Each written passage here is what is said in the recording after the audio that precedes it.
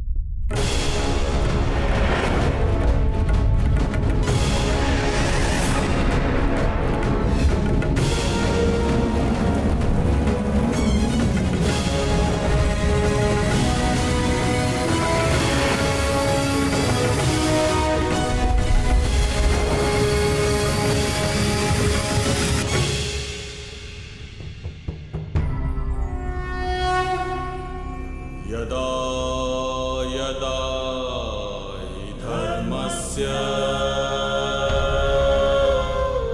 ग्लानिर्भवति भारत अभ्युत्थानं धर्मस्य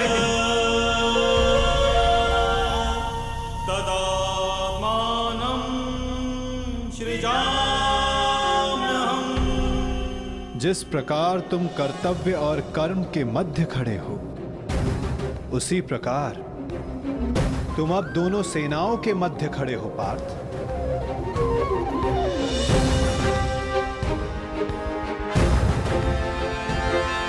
करो, क्या निरीक्षण करना चाहते हो?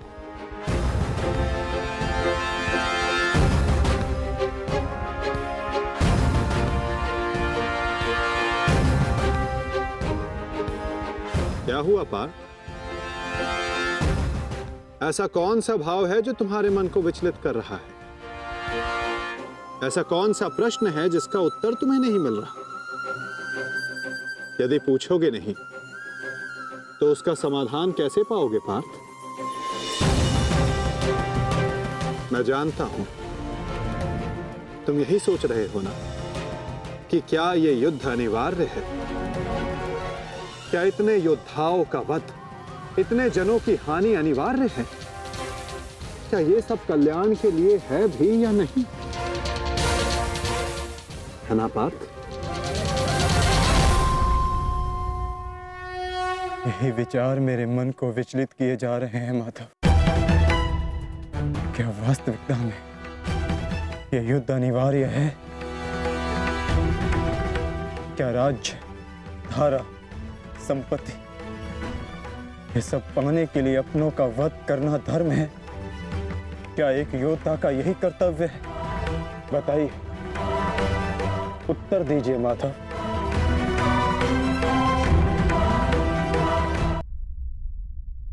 उत्तर तुम्हें अवश्य मिलेगा पार्थ कि इस युद्ध में धर्म की ओर कौन है और अधर्म की ओर कौन। मैं तुम्हें अवश्य दिखाऊंगा।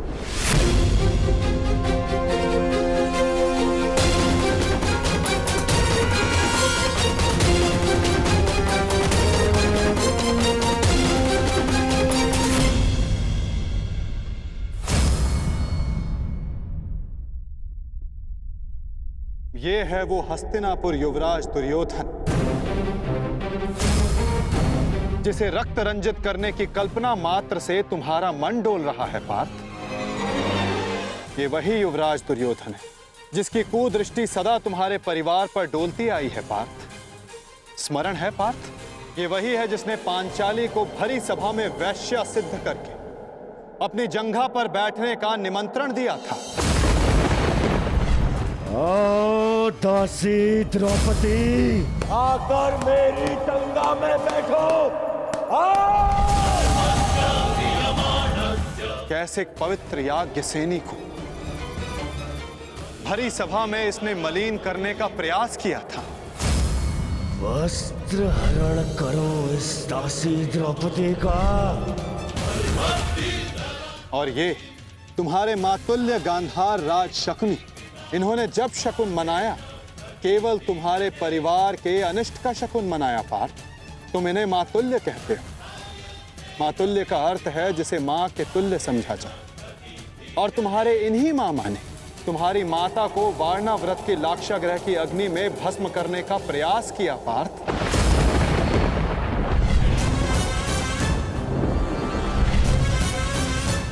और वो जो ऊंची दृष्टि करके खड़ा मध्यांध दुशासन, स्मरण करो पार्थ, कैसे वो द्रौपदी को उसके केशों से खींचकर भरी सभा में लाया था।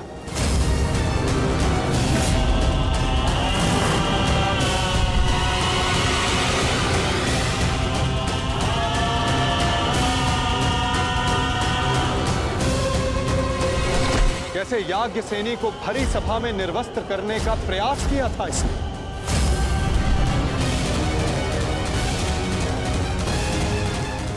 क्या तुम ये सब भूल रहे हो पार्थ? ये है महामहिम भीष्म, द्रोणाचार्य, अश्वत्थामा। जब ये अधर्म हो रहा था तो ये सब मौन रहे। ये वो अत्याचार, वो अधर्म मौन रहकर देखते रहे।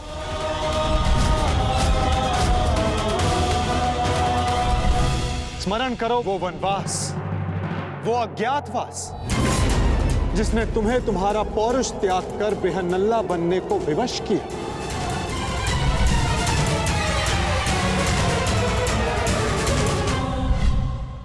स्मरण करो उन प्रतिज्ञाओं को जो तुम पांचों ने वनवास जाते समय ली थी।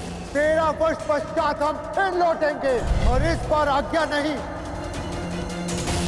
हम अपना अधिकार लेंगे। मैं प्रतिज्ञा लेता हूं कि पांचाली के अपमान पर अट्टहास करने वाले इन 100 कौरवों को मैं अपने इन हाथों से यमलोक भेज दूंगा। ये मत समझना कि वन में हम विश्राम करेंगे दुर्योधन। हर पल प्रतिशोध की अग्नि में जलेंगे और जब लौटेंगे तो इतने बाण बरसेंगे, अंधकार छा जाएगा हस्तिनापुर के भविष्य पर, महायुद्ध होगा। जिस प्रतिशोध के लिए तुम सब ने 13 वर्ष तपस्या की, आज उस प्रतिशोध की अग्नि क्षीण हो गई है। जिन अस्त्रों को तुमने इस युद्ध के लिए सहेजा, क्या उन अस्त्रों को संधान करने का संकल्प तुम्हारा हृदय त्याग चुका है पार्थ? क्या अब तुम्हें यह युद्ध अनिवार्य प्रतीत नहीं होता पार्थ?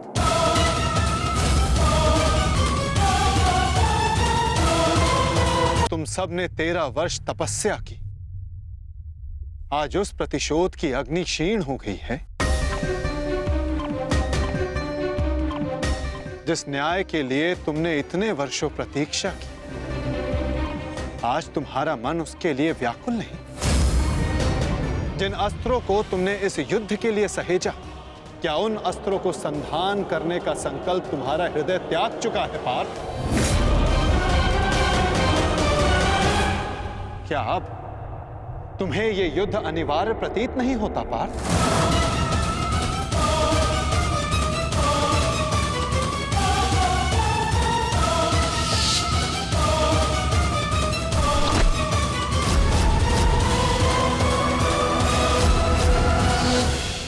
हाँ माता,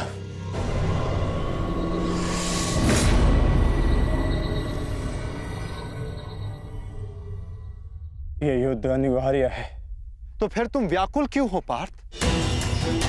कहीं तुम्हें यह स्मरण तो नहीं हुआ है कि कैसे महामहिम भीष्म ने तुम्हें प्रेम दिया, तुम सबको संरक्षणा दी, वन से वापस बुलाकर तुम्हें तुम्हारा अधिकार दिया। कि कैसे आचार्य द्रोण ने तुम्हें सर्वश्रेष्ठ धनुधर बनाने के लिए एकलव्य को, कर्ण को धनुधर की विद्या से वंचित रखा और पाप का भार अपने सर पर लिया। तो क्या यह असत्य है माधव? क्या उन्होंने ये सब नहीं किया? क्या उनका वध करना धर्म है? मेरे पक्ष का क्या? वहां के निर्दोष भी इस युद्ध में मारे जाएंगे। ये नाश क्यों? तुम्हारा कार्य युद्ध करना है पार्थ, धर्म अधर्म की तुलना करना नहीं।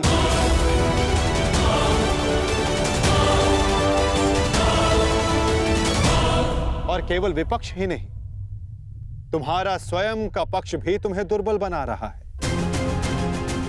वहां भी सर्वत्र धर्म नहीं है पार्थ।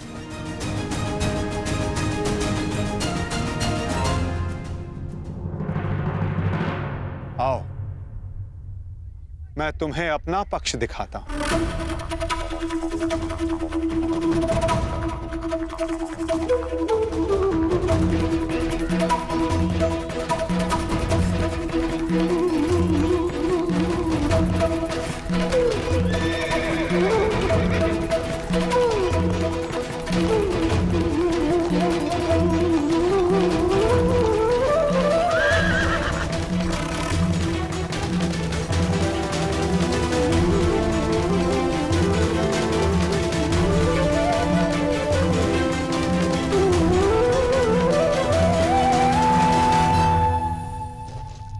देखो अपने भ्राता युधिष्ठिर को, भ्राता भीम को, नकुल सहदेव को, अपने भतीजों को, अपने पुत्रों को।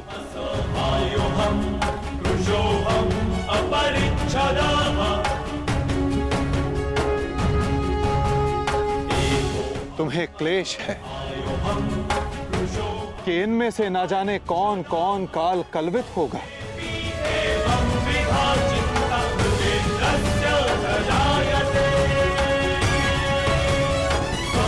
इनकी मृत्यु की संभावना तुम्हारे मन को दुर्बल बना रही है पार्थ।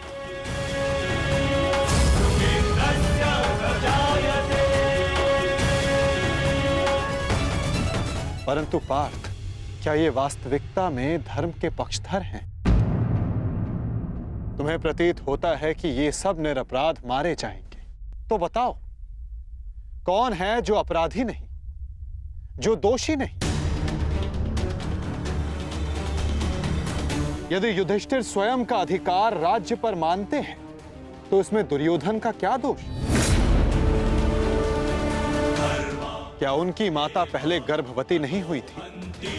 क्या यह सत्य नहीं कि युधिष्ठिर ने अपना राज द्यूत क्रीड़ा में लगाया, जिसे दुर्योधन ने जीता?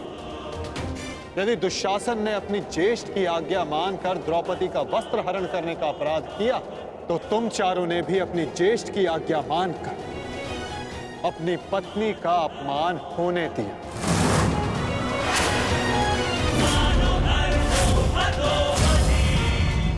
जिस कर्ण ने अपने कौशल से अपनी श्रेष्ठता सिद्ध की, उसे बार बार सूत पुत्र कहकर पुकारना क्या भीम का अपराध नहीं था? द्यूत क्रीड़ा के नियम जानते हुए भी युधिष्ठिर ने उसका प्रस्ताव स्वीकार किया। क्या ये युधिष्ठिर का अधर्म नहीं था? तो बताओ पार्थ, कहां धर्म है और कहां अधर्म? कौन दोषी है और कौन निर्दोष? बोलो पार्थ।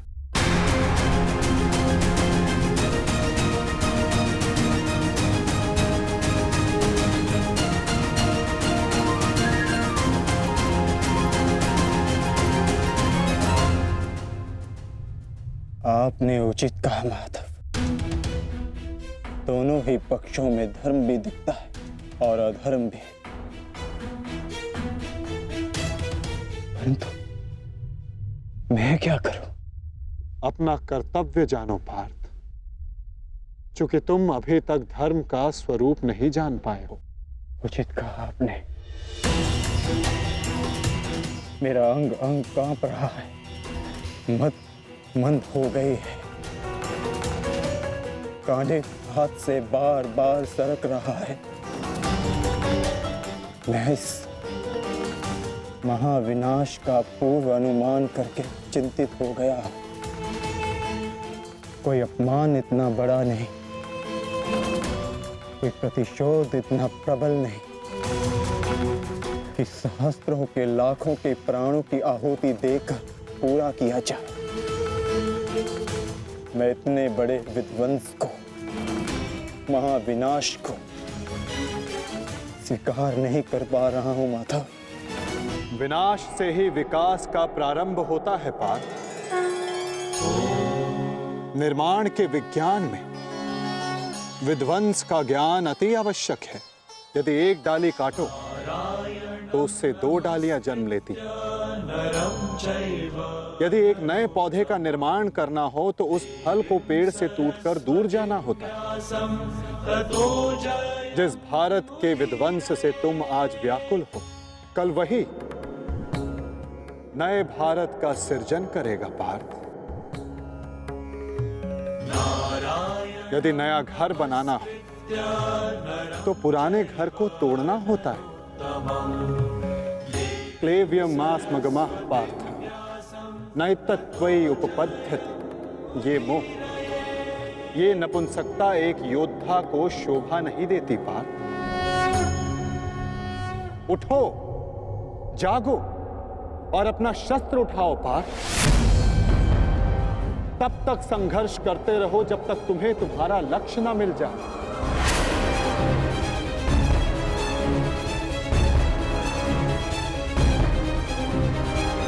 शस्त्र उठाओ? कैसे कैसे शस्त्र उठाऊं माधव?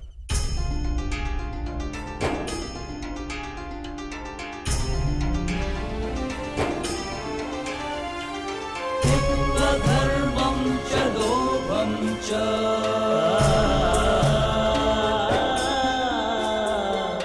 मोहं चोऽध्यमस्थितः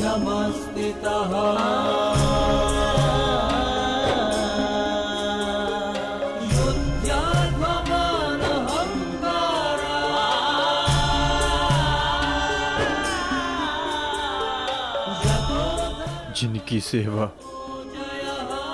और आज्ञा पालन करना जीवन का धर्म है, उन पितामह पर, आचार्य द्रोण पर कैसे शस्त्र उठाऊं मैं? कैसे माधव?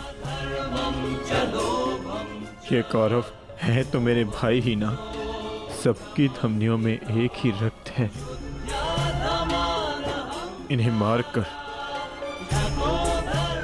इंद्रप्रस्थ तो क्या, इंद्रलोक भी मिले तो क्या लाभ?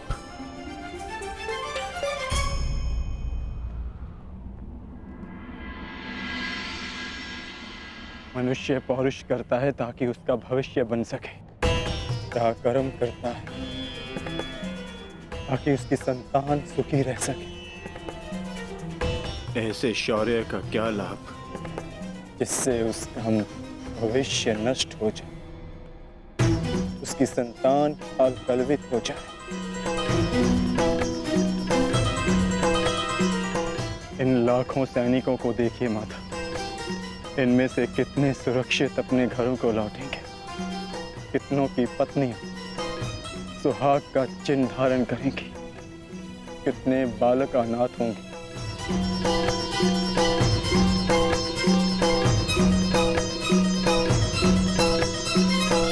कौन बचेगा उन्हें धर्म और भविष्य सिखाने के लिए? मैं देख रहा हूं माता, इस धर्म युद्ध के पश्चात अधर्म और भी बढ़ेगा। कुरुकुल का ही नहीं, पूरे भारत का विनाश होगा। आज के नियम टूटेंगे। क्या भविष्य को यही आशा है हमसे? तर्क बुद्धिमतपूर्ण है पार्थ, परंतु अर्थ मूर्खतापूर्ण। क्या नष्ट हो जाएगा? कैसा दुख होगा पार्थ? यदि वृक्ष के कुछ पत्ते झड़ जाएं, तो वो दुख का कारण नहीं होते पार्थ। पत्तों के जन्म का तात्पर्य वृक्ष को जीवन देना होता है, स्वयं का जीवन जीना नहीं। ठीक उसी प्रकार मनुष्य का जीवन और मरण, उसका केवल एक ही लक्ष्य होता है पार्थ, समाज में सुख, समाज में धर्म स्थापना। और आज ये समाज तुमसे यही युद्ध मांग रहा है, युद्ध मांग रहा है, युद्ध मांग रहा है, युद्ध मांग रहा है। मैं कह चुका हूं कि विनाश से उद्भाव प्रारंभ होता है। आज समाज में भेदभाव, लोभ, लालच विष बनकर व्याप्त हो रहा है। जो धर्म वर्षों पहले वेदों ने स्थापित किया था, वो आज केवल एक शब्द बनकर रह गया है पार्थ। धर्म का मर्म लुप्त हो गया। तुम्हारे समक्ष कर्ण का उदाहरण है पार्थ, जो वर्ण व्यवस्था कर्म पर आधारित थी, आज उस पर जन्म हावी हो गया है पार्थ। सहस्त्रों का कौशल, उनकी प्रतिभाएं दबाई जा रही हैं पार्थ। समाज नया परिवर्तन मांग रहा है, नई परंपराएं मांग रहा है,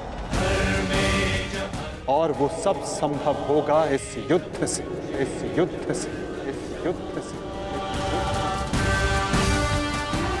इस युद्ध से नई परंपराएं जन्म लेंगी। वो व्यवस्था टूटेगी जो आज समाज को तोड़ रही है पार्थ। वर्षा से पूर्व आकाश और धरा दोनों मलिन रहती है पार्थ, परंतु वही वर्षा आकाश और धरा को स्वच्छ बना देती है। और ये युद्ध वही वर्षा है पार्थ, जिसे धरा पुकार रही है। अपने झूठे मोह से मुक्त हो जाओ पार्थ, और अपने वास्तविक लक्ष्य को पहचानो। समग्र मानव समाज के लाभ का विचार करके उठाओ अपना शस्त्र, उठो और गांडीव की तनकार से बता दो समस्त संसार को कि परिवर्तन आ रहा है। अपने बाणों से तोड़ डालो इस व्यवस्था को और जन्म दो नूतन परंपरा को पार्थ। यही धर्म है।